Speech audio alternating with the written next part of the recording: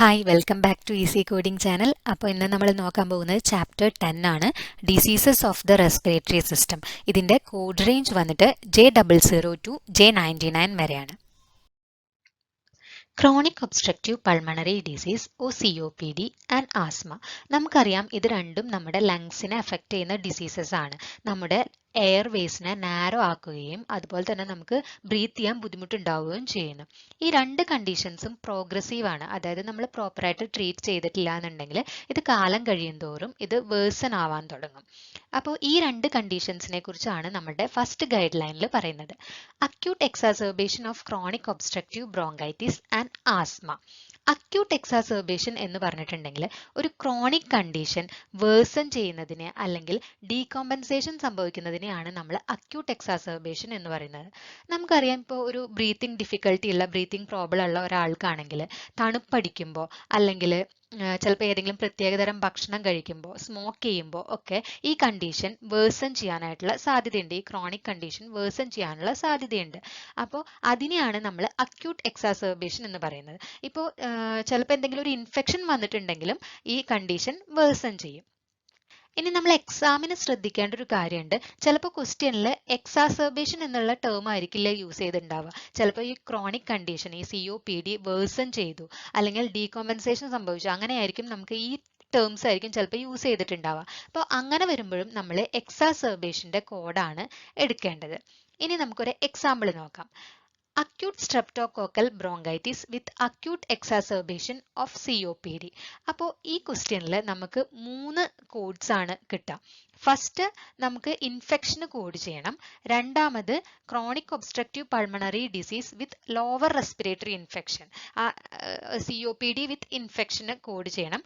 മൂന്നാമത് COPD with exacerbation, അതിൻ്റെ എക്സാസർബേഷനും കോഡ് ചെയ്യണം. Next, exacerbation of moderate persistent asthma with status ആസ്മാറ്റിക്കസ്.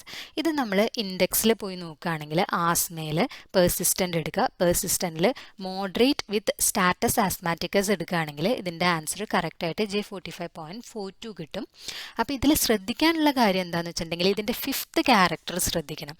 അതായത് 5th ക്യാരക്ടർ ശ്രദ്ധിക്കുമ്പോൾ ഇപ്പോൾ 0 ആണ് വരുന്നതെന്നുണ്ടെങ്കിൽ അൺകോംപ്ലിക്കേറ്റഡ് ആയിരിക്കും, ആസ്മ അൺകോംപ്ലിക്കേറ്റഡ് ആയിരിക്കും.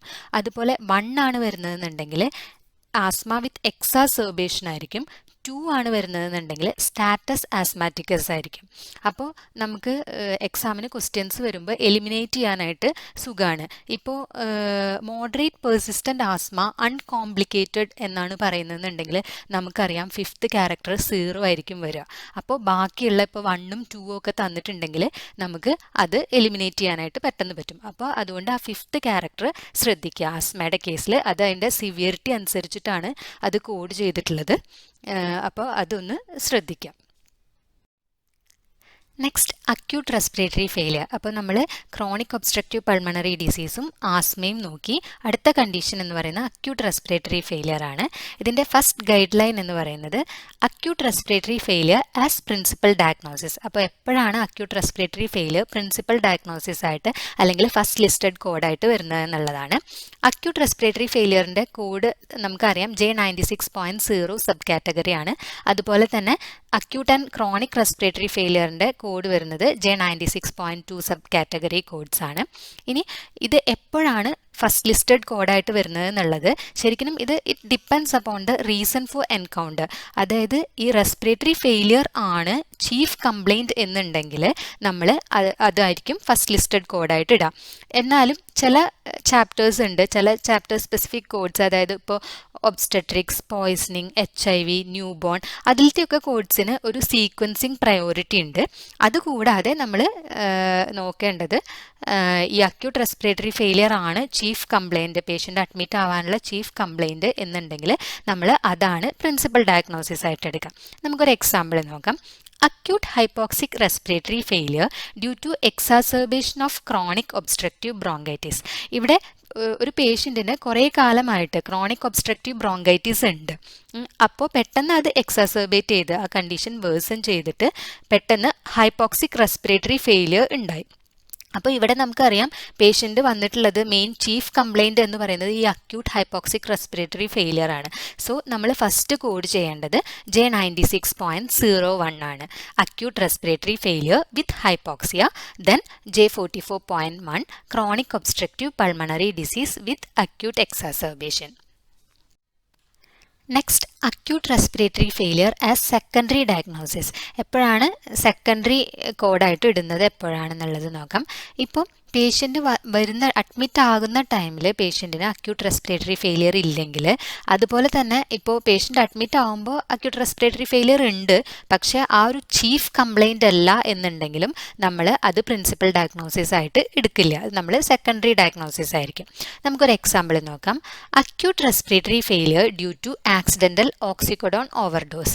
ഈ കേസിൽ പേഷ്യൻറ്റിന് ഓക്സിക്കോഡോൺ ഓവർഡോസ് ഉണ്ടായിട്ട് അതിൻ്റെ ഒരു സിംറ്റം ആയിട്ടാണ്, അല്ലെങ്കിൽ അതിൻ്റെ ഒരു മാനിഫെസ്റ്റേഷൻ ആണ് അക്യൂട്ട് റെസ്പിറേറ്ററി ഫെയിലിയർ. അപ്പോൾ ഇതിൻ്റെ മെയിൻ ചീഫ് കംപ്ലൈൻറ്റ് എന്ന് പറയുന്നത് ഓക്സിക്കോഡോൺ ഓവർഡോസ് ആണ്. സോ നമ്മൾ acute respiratory failure first listed കോഡായിട്ട് ഇടില്ല.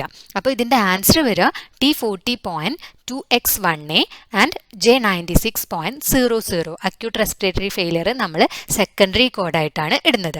പിന്നെ നമ്മൾ പറഞ്ഞിട്ടുണ്ടായിരുന്നു ചില chapter specific coding guidelines ഉണ്ട്, അതായത് പോയ്സണിങ് അല്ലെങ്കിൽ ന്യൂ ബോൺ, HIV, അതിനൊക്കെ ഒരു സീക്വൻസിങ് പ്രയോറിറ്റി ഉണ്ട്. ആ കോഡ്സിന് സീക്വൻസിങ് പ്രയോറിറ്റി ഉണ്ട്. അത് കഴിഞ്ഞിട്ടാണ് നമ്മൾ റെസ്പിറേറ്ററി ഫെയിലിയർ സെക്കൻഡറി കോഡായിട്ടാണ് നമ്മൾ അക്യൂട്ട് റെസ്പിറേറ്ററി ഫെയിലിയർ ഇടുള്ളൂ എന്നുള്ളത്. Next sequencing of acute respiratory failure and another acute condition. ഇപ്പോൾ ഒരു പേഷ്യൻ്റ് അഡ്മിറ്റ് ആവുന്ന സമയത്ത് അക്യൂട്ട് റെസ്പിറേറ്ററി ഫെയിലിയറും ഉണ്ട്, അതുപോലെ തന്നെ വേറെ ഏതെങ്കിലും ഒരു അക്യൂട്ട് കണ്ടീഷനും ഉണ്ട് എന്നുണ്ടെങ്കിൽ, അതായത് ഇപ്പോൾ മയോകാർഡിയൽ ഇൻഫാക്ഷനോ cerebrovascular accident, aspiration pneumonia, അങ്ങനെ ഏതെങ്കിലും ഒരു കണ്ടീഷനും കൂടെ ഉണ്ട് എന്നുണ്ടെങ്കിൽ the principal diagnosis will not be the same in every situation. അത് ഡിപ്പെൻഡ് ചെയ്യും, അത് ആ അക്യൂട്ട് കണ്ടീഷൻ, ആ അനദർ അക്യൂട്ട് കണ്ടീഷൻ റെസ്പിറേറ്ററി ആണോ നോൺ റെസ്പിറേറ്ററി ആണോ എന്നുള്ളതിനെ ഡിപ്പെൻഡ് ചെയ്യും. അതുപോലെ തന്നെ അഡ്മിറ്റ് ആവാനുള്ള സാഹചര്യങ്ങളെ, ഏതാണ് ചീഫ് കംപ്ലൈൻറ്റ് എന്നുള്ളതിനെയൊക്കെ ഡിപ്പെൻഡ് ചെയ്തിട്ടാണ് നമ്മൾ അത് സീക്വൻസ് ചെയ്യുക. ഇനിയിപ്പോൾ ഈ രണ്ട് കണ്ടീഷൻസും ഒരേപോലെ തന്നെ ചീഫ് കംപ്ലൈൻറ്റ് ആണ് എന്നുണ്ടെങ്കിൽ, അതുപോലെ വേറെ ചാപ്റ്റർ സ്പെസിഫിക് സീക്വൻസിങ് റൂൾസ് ഒന്നുമില്ല. നമ്മൾ നേരത്തെ പറഞ്ഞിരുന്നു ചില കണ്ടീഷൻസ്, അതായത് ഒബ്സ്ട്രട്രിക്സ്, പോയ്സണിങ്, HIV, ന്യൂ ബോൺ, അങ്ങനെയുള്ള ചില കണ്ടീഷൻസിന് ചില സീക്വൻസിങ് റൂൾസ് ഉണ്ട്, സീക്വൻസിങ് പ്രയോറിറ്റി ഉണ്ട്. അപ്പോൾ അങ്ങനെ ഒന്നും ഇല്ല എന്നുണ്ടെങ്കിൽ നമ്മൾ ഏത് കോഡ് ആദ്യം ചെയ്തിട്ടുണ്ടെങ്കിലും കുഴപ്പമില്ല. ഇപ്പോൾ എന്തെങ്കിലും അതിനകത്ത് ഡൗട്ട് ഉണ്ട്, ഈക്വലി റെസ്പോൺസിബിൾ ആണോ, രണ്ടും ചീഫ് കംപ്ലൈൻ്റ് ആണോ എന്ന് ഡൗട്ട് ഉണ്ട് എന്നുണ്ടെങ്കിൽ നമ്മൾ പ്രൊവൈഡറിനോട് ചോദിച്ച് ക്ലാരിഫൈ ചെയ്തിട്ട് വേണം കോഡ് ചെയ്യാനായിട്ട്. Next influenza due to certain identified influenza virus. ഈ കേസിൽ നമ്മൾ കൺഫേംഡ് കേസസ് മാത്രമാണ് കോഡ് ചെയ്യാൻ പാടുള്ളൂ. ഇപ്പോൾ അതിന് ഒരു ലാബ് ടെസ്റ്റ് റിപ്പോർട്ട് വേണം എന്നില്ല, കൺഫർമേഷൻ ടെസ്റ്റ് റിപ്പോർട്ട് വേണം എന്നില്ല, പക്ഷേ ഒരു ഡോക്ടറിൻ്റെ കൺഫർമേഷൻ വേണം, ഡോക്ടറിൻ്റെ ഒരു സ്റ്റേറ്റ്മെൻറ്റ് വേണം ഈ പേഷ്യൻറ്റിന് ഇൻഫ്ലുവൻസയാണ് due to certain identified influenza virus, അതായത് ഇപ്പോൾ ഏവിയനോ അല്ലെങ്കിൽ other novel influenza A virus ആണ് എന്നുള്ളതിൻ്റെ കൺഫർമേഷൻ ഉണ്ട് എന്നുണ്ടെങ്കിൽ നമുക്ക് J09 കോഡ് യൂസ് ചെയ്യാം, influenza due to certain identified influenza virus. ഇപ്പോൾ influenza due to other identified influenza virus, അതായത് ഇപ്പോൾ കറക്റ്റ് ഏവിയനോ അല്ലെങ്കിൽ നോവൽ ഇൻഫ്ലുവൻസ എ വൈറസും അല്ല, വേറെ ഏതെങ്കിലും ഒരു ഐഡൻറ്റിഫൈഡ് ഇൻഫ്ലുവൻസ വൈറസ് ആണ് എന്നുള്ള ഡോക്ടറിൻ്റെ സ്റ്റേറ്റ്മെൻറ്റ് ഉണ്ട് എന്നുണ്ടെങ്കിൽ നമുക്ക് J10 കോഡ് യൂസ് ചെയ്യാം. ഇപ്പോൾ ഡോക്ടർ പറയുകയാണ്, ഡോക്ടറിൻ്റെ സ്റ്റേറ്റ്മെൻറ്റിൽ സസ്പെക്റ്റഡ് ആണ് അല്ലെങ്കിൽ പോസിബിൾ അല്ലെങ്കിൽ probable avian influenza or novel influenza എന്ന് പറയുകയാണെങ്കിൽ നമ്മൾ J11 കാറ്റഗറി കോഡ്സ് ആണ് യൂസ് ചെയ്യുക. Influenza due to unidentified influenza virus, അത് കറക്റ്റായിട്ട് ഏത് വൈറസ് ആണ് എന്നുള്ളത് ഡോക്ടർ പറഞ്ഞിട്ടില്ല, അല്ലെങ്കിൽ അത് സസ്പെക്റ്റഡ് ആണ്, പോസിബിൾ അല്ലെങ്കിൽ പ്രോബബിൾ അങ്ങനെയാണ് പറഞ്ഞിട്ടുള്ളത് എന്നുണ്ടെങ്കിൽ നമ്മൾ J11 കാറ്റഗറിയിൽ നിന്നാണ് കോഡ് എടുക്കേണ്ടത്. J09 J10 കോഡുകളോ യൂസ് ചെയ്യാൻ പാടില്ല. ഇപ്പോൾ ഒരു എക്സാമ്പിൾ നോക്കുകയാണെങ്കിൽ influenza due to avian influenza virus with pneumonia. ഇപ്പോൾ ഈ കേസിൽ കറക്റ്റായിട്ട് പറഞ്ഞിട്ടുണ്ട് influenza due to avian influenza എന്ന് പറഞ്ഞിട്ടുണ്ട്. സോ അതുകൊണ്ട് തന്നെ J09 കോഡാണ് വരിക. അപ്പോൾ കറക്റ്റ് കോഡ് വരിക J09.X1 ആണ്, influenza due to identified novel influenza A virus with pneumonia. Next ventilator associated pneumonia. Ventilator associated ന്യൂമോണിയയുടെ കോഡ് വരുന്നത് J95.851 ആണ്. ഇതിൻ്റെ കൂടെ നമ്മൾ ഏത് ഓർഗാനിസം ആണെന്നുള്ളത് അറിയാൻ വേണ്ടിയിട്ട് അതിന് ഒരു അഡീഷണൽ കോഡും കൂടെ ആഡ് ചെയ്യണം. ഒരിക്കലും നമ്മൾ J12 മുതൽ J18 വരെയുള്ള കാറ്റഗറിയിൽ നിന്ന് നമ്മൾ കോഡ് വെന്റിലേറ്റർ അസോസിയേറ്റഡ് ന്യൂമോണിയയുടെ കൂടെ ആഡ് ചെയ്യാൻ പാടില്ല. അതുപോലെ തന്നെ ഒരു പേഷ്യൻറ്റിന് ന്യൂമോണിയ ഉണ്ട്, ആ പേഷ്യൻ്റ് മെക്കാനിക്കൽ വെന്റിലേറ്ററിലാണ് എന്ന് പറയുകയാണെങ്കിലും നമ്മൾ J95.851 കോഡ് യൂസ് ചെയ്യാൻ പാടില്ല. വെന്റിലേറ്റർ അസോസിയേറ്റഡ് ന്യൂമോണിയ ആണെങ്കിൽ അത് കറക്റ്റായിട്ട് പറഞ്ഞിട്ടുണ്ടാവും, ഡോക്യുമെന്റ് ചെയ്തിട്ടുണ്ടാവും വെന്റിലേറ്റർ അസോസിയേറ്റഡ് ന്യൂമോണിയ ആണ് എന്ന് പറഞ്ഞിട്ടുണ്ടാവും. അങ്ങനെയാണെങ്കിൽ മാത്രമാണ് നമ്മൾ J95.851 കോഡ് യൂസ് ചെയ്യാൻ പാടുള്ളൂ. നെക്സ്റ്റ് ഒരു എക്സാമ്പിൾ നോക്കാം. A 70-year-old female was brought to the ER with severe difficulty in breathing. She was intubated and started on mechanical ventilation and admitted. Diagnosis for the patient: acute respiratory failure, acute infectious bronchitis with acute exacerbation of COPD. What diagnosis codes are assigned? ഈ കേസിൽ നമ്മൾ ഒരിക്കലും ventilator associated ന്യൂമോണിയയുടെ code കൊടുക്കില്ല. കാരണം പേഷ്യൻറ്റിന് breathing difficulty ഉണ്ടാവുകയും ഈ emergency ഡിപ്പാർട്ട്മെൻറ്റിലേക്ക് വന്നപ്പോൾ അവിടെ മെക്കാനിക്കൽ വെന്റിലേഷൻ കൊടുക്കുകയും പിന്നീട് അഡ്മിറ്റ് ആക്കുകയും ചെയ്തു. പിന്നെ പേഷ്യൻറ്റിൻ്റെ diagnosis acute respiratory failure, acute infectious bronchitis with acute exacerbation of COPD അങ്ങനെയാണ് കൊടുത്തിട്ടുള്ളത്. അപ്പോൾ ഒരിക്കലും നമ്മൾ വെന്റിലേറ്റർ അസോസിയേറ്റഡ് ന്യൂമോണിയയുടെ കോഡായ J95.851 കൊടുക്കില്ല. ഇതിൻ്റെ ആൻസർ വരിക J96.00 acute respiratory failure unspecified whether with hypoxia or hypercapnia. Then J44.0 chronic obstructive pulmonary disease with lower respiratory infection. അപ്പോൾ ആ കോഡ് എടുക്കുമ്പോൾ നമുക്ക് അതിനകത്ത് ഒരു ഗൈഡൻസ് പറയുന്നുണ്ട്, കോഡ് ഓൾസോ ദ ഇൻഫെക്ഷൻ എന്നുള്ളത്. അപ്പോൾ J20.9 acute bronchitis unspecified. Then J44.1 chronic obstructive pulmonary ഡിസീസിൻ്റെ exacerbation, chronic obstructive pulmonary disease with acute exacerbation. ഇങ്ങനെയാണ് ഇതിൻ്റെ ആൻസർ വരിക. Last guide line: ventilator associated pneumonia develops after admission. അതായത് ഒരു patient admit ആയതിനു ശേഷമാണ് വെന്റിലേറ്റർ അസോസിയേറ്റഡ് ന്യൂമോണിയ ഡെവലപ്പ് ആയേ എന്നുണ്ടെങ്കിൽ നമ്മൾ അപ്രോപ്രിയേറ്റ് ആയിട്ടുള്ള കോഡ് J12 മുതൽ J18 വരെയുള്ള കാറ്റഗറിയിൽ നിന്ന് അപ്രോപ്രിയേറ്റ് ആയിട്ടുള്ള കോഡ് ഫസ്റ്റ് ഇടണം. അതിനുശേഷം വെന്റിലേറ്റർ അസോസിയേറ്റഡ് ന്യൂമോണിയയുടെ കോഡ്, അതായത് J95.851.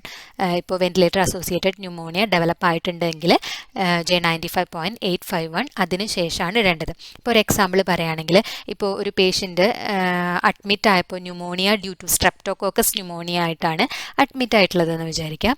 അതിനുശേഷം അഡ്മിറ്റ് ആയതിനു ശേഷം പിന്നെ വെന്റിലേറ്റർ അസോസിയേറ്റഡ് ന്യൂമോണിയ ഡെവലപ്പായി. അപ്പോൾ നമ്മൾ കോഡ് ചെയ്യേണ്ടത് ഫസ്റ്റ് J13, അതായത് pneumonia due to streptococcus pneumonia, അതിന് ഫസ്റ്റ് കോഡ് ചെയ്യുക. രണ്ടാമത് നമ്മൾ വെന്റിലേറ്റർ അസോസിയേറ്റഡ് ന്യൂമോണിയയ്ക്ക്, അതായത് J95.851 കോഡ് ചെയ്യുക. ഇങ്ങനെയാണ് കോഡ് ചെയ്യേണ്ടത്. അപ്പോൾ ഇത്രയേ ഉള്ളൂ ഈ ചാപ്റ്ററിൽ. എല്ലാവർക്കും മനസ്സിലായിട്ടുണ്ടെന്ന് വിചാരിക്കുന്നു. ഈ വീഡിയോ നിങ്ങൾക്ക് യൂസ്ഫുൾ ആണെങ്കിൽ please do like, share and subscribe. Thank you for watching.